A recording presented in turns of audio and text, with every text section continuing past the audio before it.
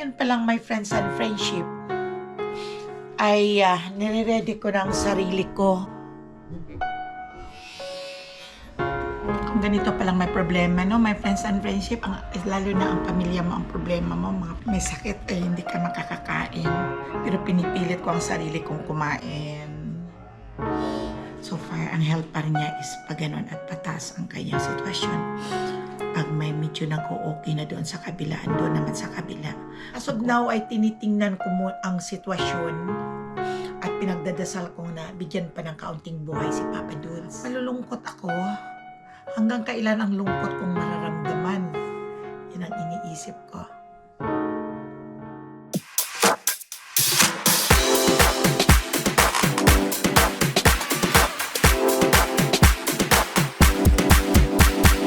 Subscribe na! Hello, my friends and friendship. Good morning, good evening, and good night, and good day sa inyong lahat dyan. Kung saan man kayo naroroon, welcome back to Mama Ella channel. Today is morning here in the US. It's 7:20. Nagising ako ng 6 o'clock. Nag-alarm ako dahil pupunta ako ngayon sa hospital kay Papa Du. At nagre-ready ako ng aking baon at breakfast para bago ako doon magpunta ay busog na ako, my friends and friendship. Ito ang aking mga baon. Nabaon ako ng kanin at dinalhan ko ng sabaw si Papa Dudes na ginawa kong nilaga kong beef na may buto-buto. At ito naman yung sa akin. Iinitin ko lang doon pagdating sa kantin pag time to lunch na. At ipapakain ko sa kay Papa Dudes. Ito naman ang aking tinira para sa apo kay Mikel. Si Mikel sa school at sabi kaagad ay nagpapagawa ng nilaga or sinigang para daw dito siya mag-lunch. At ito may mga natitira pa. Kagabi ko ito naluto. My friends and friendship. At kagabi pa lang ay kumakain na ang mga bata. Magtitimpla tayo ng kape, my friends and friendship. Wala nang katapusang lamig. Summer na kami dito. Pero sobra pa rin ang lamig. Grabe kasi, my friends and friendship, windy. Windy dito parati. May araw naman, sobrang malakas ang araw. Pero daig pa rin ng lamig ng panahon. Kaya mag-ready lang muna ako, my friends and friendship. Para ready na si Mama Ella pag umalis na, nakabihis na ako. At sasakay lang ako kay daddy ni Zoe at pupunta siya sa Vallejo. Buti yung parati kang ready. Para ganitong hindi ka nagda-drive, hindi mo hawak ang oras mo. Isakay lang ako sa mga bata. Ito ay aking, itong inita namin ng tubig. Ay makikita mo doon sa loob may mga nagpuputi-puti sa ilalim sa kakainit ng tubig. Madali ang siya, my friends and friendship, maalis. Lagyan mo lang ng kalamansi, kaya lemon dito at lagyan mo ng kaunting tubig at i-boil mo ulit. Maya-maya wala na yan. Yan ang ginagawa ko sa ito dito dahil namumutiti kasi ang tubig pag wala na. Yung sa ilalim, yung dito, my friends and friendship, namumutiti sa ilalim yung sa loob kasi sa kakainit ng tubig. Kaya ginagawa ko ay aking pinapakuluan ng lemon. Kung wala kayong lemon dyan, eh, pwede naman kalamansi. Aalis yan, my friends and friendship. Huwag lang yung suka at patagal maalis ang suka. Mag-ready na ako ng aking breakfast. Kahapon hindi, Sunday kahapon, today is Monday. Hindi ako nakapunta ng hospital kahapon. Nang isang araw nagpapahinga naman ako dito sa bahay at napapagod din ang katawan ko. So, nakatulog naman ako ng maayos, nakapagpahinga. Si Papa Dus nandoon pa rin. So far, ang health pa rin niya is pag ganun at patas ang kanyang sitwasyon. Pag may medyo nag-o-okay na doon sa kabila, doon naman sa kabila. Pag okay naman ang sitwasyon, ang health niya dito, ang katawan niya dito sa kabila, doon na naman sa kabila. Palipat-lipat ang mga iba't ibang diferensya sa kanyang katawan. Ngayon na naman ay binalik na naman sa kanya ang catheter. Update ko lang sa inyo. Dahil still nagbi-bleed pa rin si Papa Dudes. Kaya mahabang gamutan sa kanya talaga sa hospital is 11 days na ngayon. At praying to God na sana ay makalabas na siya at maging okay na kahit ganun lang ang sitwasyon na hindi siya masyadong makagalaw. Basta dito lang siya umuwi sa bahay at buhay. Yun lang ang aking hiniling kay God. Kaya dito lang sa bahay, hindi ko rin tinututok lahat ang aking atensyon doon sa sitwasyon ni Papa doon at binibigyan ko rin ng pagkakataon ang aking sarili na mag-relax.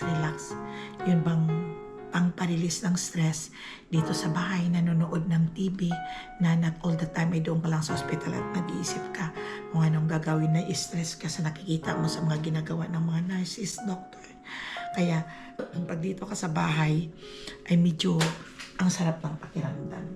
Yun, kaya kailangan lang marunong tayong dalhin ang ating sarili na huwag doon nakapokus sa isang problema. Kailangan bigyan din natin ng pagkakataon na para hindi tayo magkasakit ang sarili natin, na magiging stretch ang ating otak, na huwag magstay sa isang problema. Kailangan stress, meron dong happiness, sadness, at merong mellow. No, diba? Kain muna tayo. Breakfast muna tayo. Muntik na masunog-sunog na aking nilulot, tinutoast.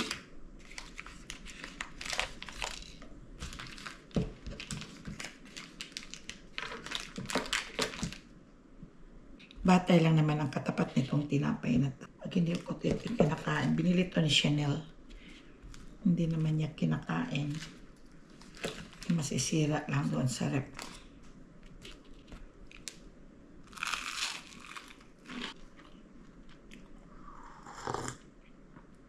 Mag-isa lang akong gising.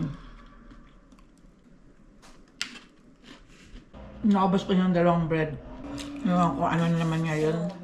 Punta ko ng hospital. Nagbaon din ako ng aking lunch. Nagbaon ako ng rice at saka yung nilaga.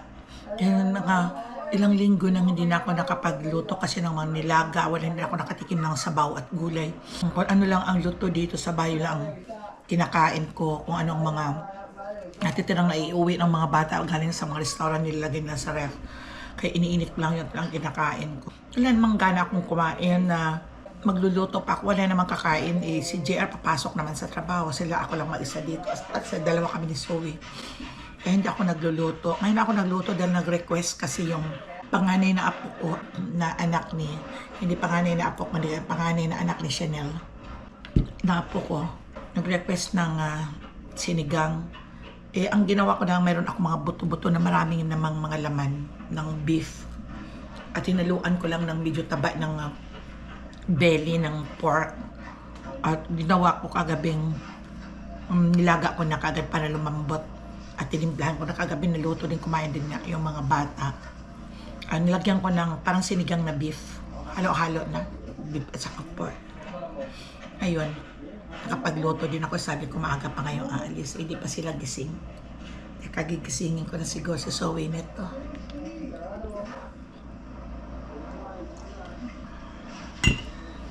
Kagabi nanood sila dito ng movie sa TV.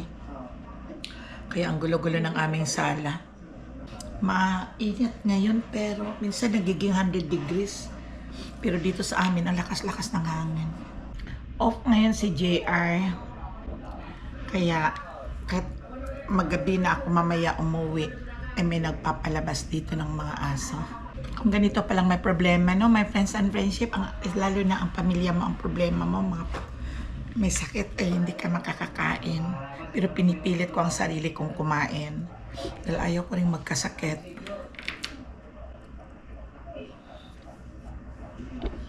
Manood-nood muna ako ng TV. Kahapon din ay nag-chat kami ng mga kapatid ko sa Pilipinas. Shout out kay Nonay Rodi, kay Nonay Juanito, Damian, kay Ining Eli. Shout out sa inyo at ingat lang kayo parati dyan. Maya-maya, my friends and friendship, ay alis kami. Ida-drop nila ako doon sa Sutter Medical Center. Tingnan niyo ang panahon. Lakas pa rin ang hangin. Pero maaraw ay kahapon. Pag lumalabas ako, nilalabas ko ang mga dogs dito lang sa front. Parang tinutulak ako ng hangin. So sobrang lakas, grabe. Siguro kung sinabayan ng ulan, ang mga ganyang panahon, na malakas ang hangin at malakas ang ulan, ay talagang storm na talaga. Pero ang ano nila dito sa Amerika ay hindi katulad sa atin nga may mga storm signal number 1, 2, 3. Sa kanila is category.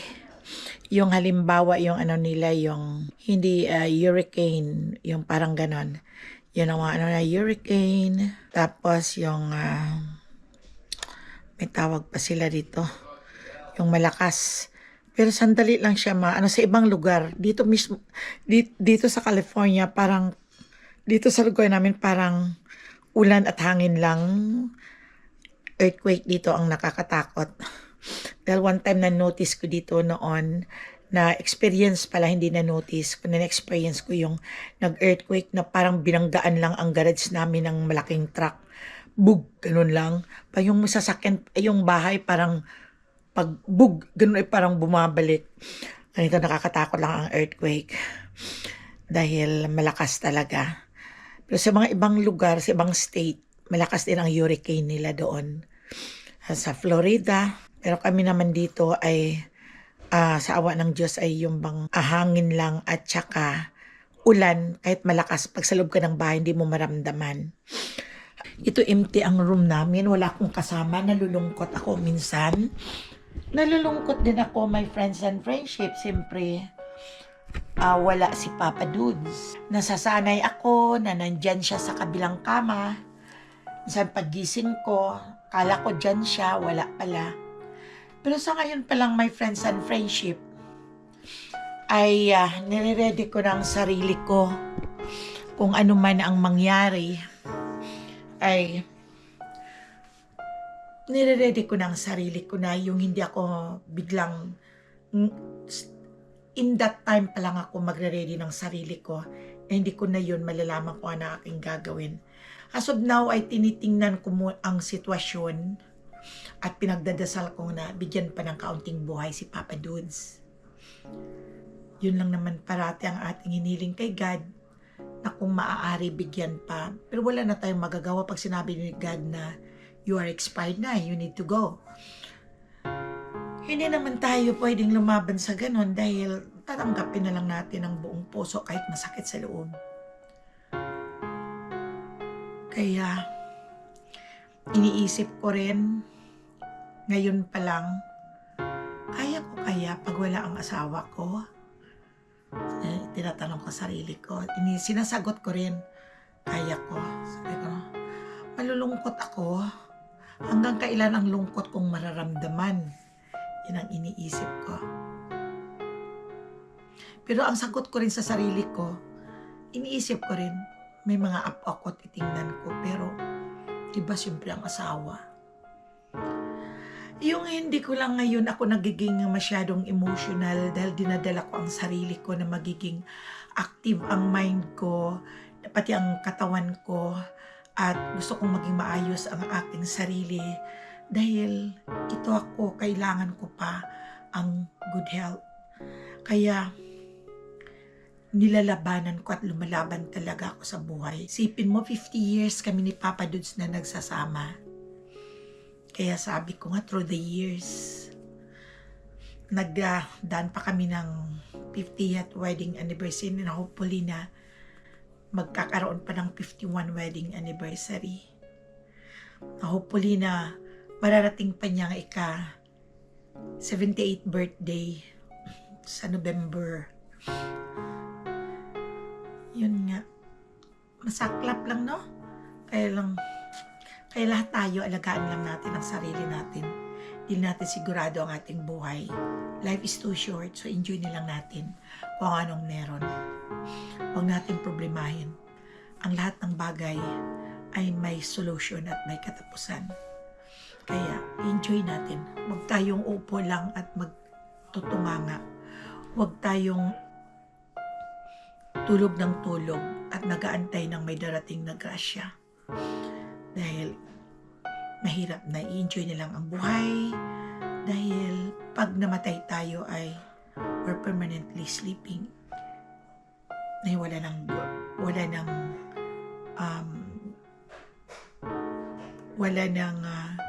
inaantay ko lang sila, ang mag-anak. Si Chanel, si Zoe at si Grimes na magdadrop sa akin doon sa Sutter. At ewan ko mamaya kung sino naman sa akin ang hatid. Bahala na kung sino available na walang pasok, ihatid nila ako. Dito lang ako sa kwarto, kaya lang may time na dumadating talaga na nalulungkot ako. Kaya tawag ako ng tawag kay Papa. Si Papa hindi naman sumasagot. Siguro kasi yung nahihilo siya dahil pababa ng pababa ang kanyang hemoglobin. Yun bang, kasi meron siyang bleeding na doon ang naggagaling sa kanyang bladder. Kaya ngayon, ngayong araw, kung ano ang aksyon ng hospital ngayon dahil darating ang kanyang urology specialist, ang doctor na specialized doon sa bladder, yung urology. Lahat ng mga doktor dito, yung mga doktor niya ay madami. Dahil kung saan ang specialization nila, yun ang humahawak sa kanya. Katulad kay Papa Dudes. Meron siyang doktor din sa kanyang pulmonary. Specialized talaga siya, yun ang doktor niya. Siya ang humahawak naman, hindi ginagalaw ng ibang doktor. Mayroon na namang dadalaw sa kanya yung sa heart doctor niya. Yung cardiovascular, siya naman ang nag-order para kung may nakikitang diferensya sa heart. At yung pulmonary, siya naman ang nag-order kung may nakikitang diferensya sa kanyang lungs. At ang urology, siya naman ang nag-order doon sa mga nurses kung ano ang kailangang gamutin at may nakikita sa kanyang bladder or sa kanyang prostate. Yung iba't ibang iba't iba ang kanilang specialize. At mayroon namang doktor talaga yung sa kanyang nag-specialize naman sa kanyang kidney. Yung doktor doon sa pag-hemodialysis. Yun naman at dumadalaw yan everyday sila. At iba naman ang hospital doctor. Doon ang nag-aasikaso sa kanya din doon pag wala yung mga doktor na yan, lalo na sa gabi. Silang, yung doktor ng hospital ang nagte-take over sa responsibilidad ng mga specialized na mga doktor para kay Papa Dudes. May doktor din pala siyang nag-specialize sa kanyang infection. Iba naman yun. Kasi may mga sugat siya rito, yung blister. Dahil diabetic si Papa Dudes, yun may nagkakaroon ng blister. Kaya may isa doon na yun ang dahilan ng kanyang pagkaroon ng infection yung dito. Pero okay na siya at hindi na namamaga at heal na yung kanyang, napapahil na ang kanyang sugat doon. Kasi isinorgery nila at inalisan nila ng abscess yung nanak. Kaya yun, iba't ibang mga doktor ang nagtitingin sa kanya sa isang araw, mga 6 siguro. At iba naman ang case manager ng hospital. Sila ang nagtitake care doon kay Papa Dudes kung kailan siya lalabas. Depende sa order ng mga doktor. At kung siya sa dadalhin, itatanong sa amin kung ilalagay sa skilled nursing facilities. Sabi namin, pag ilabas siya, direct sa bahay namin. Praying for the fast recovery of Papa Dudes, my friends and friendship. This is life. Harapin natin ang buhay. Huwag tayong magpauna ng nervous. At kailangan, ang utak, ang katawan ay ready na kung ano man ang mangyari.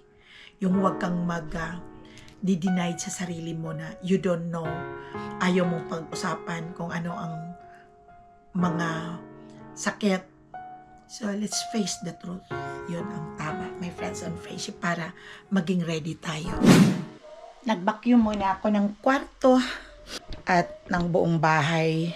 Kasi yun ay isa rin sa part ng aking routine na gusto kong i-exercise ang aking katawan dahil na-notice ko every time when I was laying down na nakahiga lang ako all the time, marami akong naramdaman, masakit ulo ko, sakit ang katawan ko. Kung wala akong ginagawa, it's really hard. Nasanay kasi ang katawan ko na I'm always a busy woman. Parati akong maraming ginagawa, both body and mind talaga. Tatrabaho ko dahil. Never akong natutulog sa tanghali. Yun lang minsan, pag nanonood ako ng TV, or siguro yung too much tired na ang katawan, nanonood ako ng TV, bigla akong na fall asleep. Natutulog ako bigla.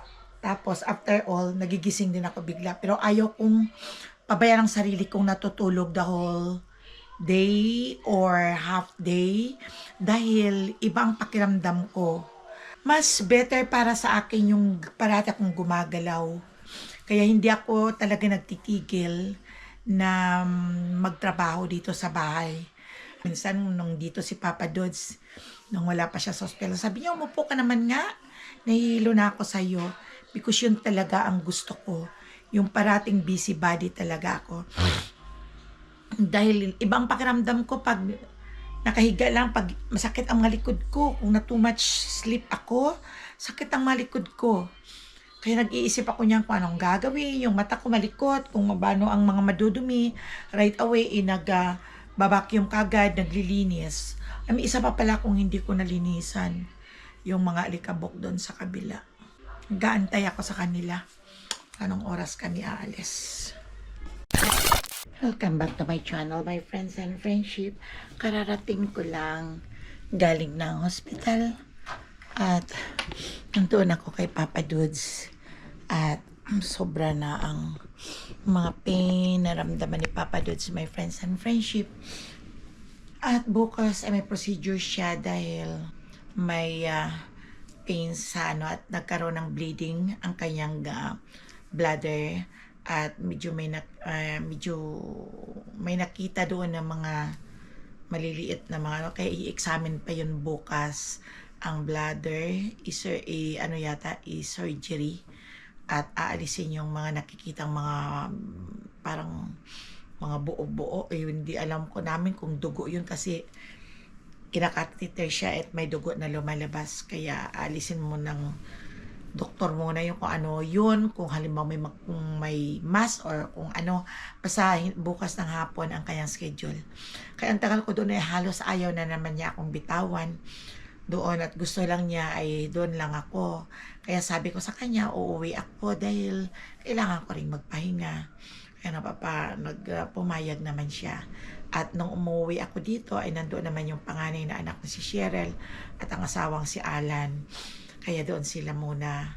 Kaya bukas naman hindi ko alam kung anong oras ako makakapunta dahil wala pa akong siguradong masasakyan. Depende, my friends and friendship. At i-update ko lang kayo. The next day. The next day in the morning, my friends and friendship, it's morning. After yesterday, it's morning again. Another day to Mama Ella. Ngayong umaga kagigising ko lang. At ako ay nagre-ready ng breakfast. At pupunta ako mamaya ulit sa hospital dahil today is my schedule na procedure ngayon si Papa Dudes ng about 2 o'clock I think. Kailangan makapunta din ako doon. So magre-ready ako ng aking breakfast, my friends and friendship. Maglalaga lang siguro ako ng egg. Ayun, at gawin kong sandwich bread. Pit ko muna to. Marami kaming mga palaman sa tinapay. May peanut butter. May butter. Mayroong jelly. Pero hinahanap mo rin ang gusto mong palaman na namimiss ko yung sa Philippines. Meron din naman dito kaya nakakasawa na din. Ayan o. Meron kami ditong organic strawberry spread. Merong butter naman kami dito. Yan, dami pa namin palaman. Ayan o. Kaya lang, nakakamiss na din ang aming nakakasawa din. Egg pa kami dito. Naglalagaan siguro ako ng itlog. Kasi si Zoe gusto din ang boiled egg. Papalapas ako mamaya na ng bacon. At kakain si Zoe yan pagising. At tara mag-init tayo ng tubig. Okay. Nag-boil pa na ako ng egg. Ito yung luto na. Nagawin kong sandwich. Naglinis muna ako. Nagmap muna ako ng floor. At nakakahapon nakapaglinis.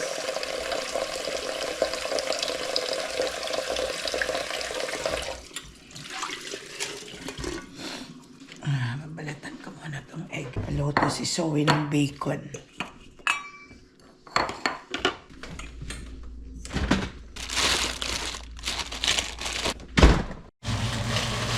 Gusto kasi ito ni Zoe ang pandesal na ini-slice tapos ilalagyan ng butter on top. Lalagyan ko lang ng butter sa taas. Pinang gusto niya eh.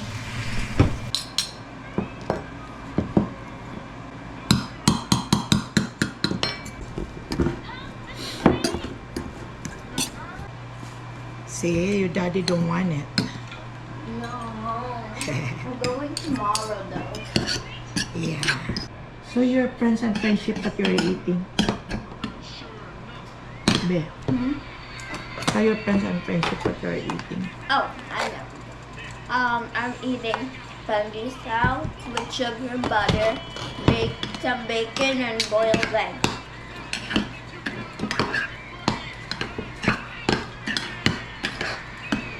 Oh, may palaman na ako. Ano ba, ewan ko kung anong babaon yun. Hindi na siguro ako magbabaon ng sa hospital. Magdadala lang ako ng sandwich. Hindi ako masyado makakain sa hospital. At pumupunta ako pag kumain ako doon. Dinadala ko yung pagkain ko pag nagbabaon ako ng kanin. Dinadala ko yung pagkain ko sa kantin ng hospital. At iniinit ko doon ako makain. Eh, ayaw kong kumain doon sa room. Malilinis naman ang room nila, kaya lang ayaw ko. Marami akong nakikita. Siyempre, hospital yun. Mga urinal, ayaw ko. At ano-anong mga hospital kasi yun eh. Okay, hanggang sa muli. My friends and friendship, bye-bye. Don't forget Mama Ella channel. At ako ay mag-aalmusal na.